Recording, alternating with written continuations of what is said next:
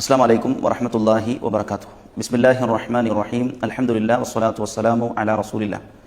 ജീവിതത്തിൽ മുസ്ലിമിനെ സംബന്ധിച്ചിടത്തോളം അച്ചടക്കം പാലിക്കേണ്ടവനാണ്. ഏതേത് രംഗത്തും അദബ് പാലിച്ചുകൊണ്ട് ജീവിക്കണം. പ്രത്യേകിച്ച് അള്ളാഹുവിനോടുള്ള കാര്യങ്ങളിൽ, അള്ളാഹുവിനോടുള്ള സംസാരത്തിൽ ഏറ്റവും നല്ല മര്യാദ പാലിക്കാൻ നമുക്ക് കഴിയണം.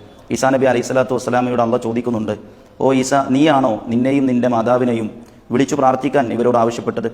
ആ സമയത്ത് ഈസാ നബി അലൈഹി സ്വലാത്തു വസ്സലാം മറുപടി പറയുന്നത്, ഞാൻ അങ്ങനെ പറഞ്ഞിട്ടില്ല എന്നല്ല, മറിച്ച് അള്ളാഹുവേ, ഞാൻ അങ്ങനെ പറഞ്ഞിരുന്നുവെങ്കിൽ നീ അറിയും, എൻ്റെ മനസ്സിലുള്ളത് നീ അറിയും, നിന്റെ മനസ്സിലുള്ളത് ഒരിക്കലും ഞാൻ അറിയുകയില്ല എന്ന അള്ളാഹുവിനോടുള്ള അച്ചടക്കമാണ്.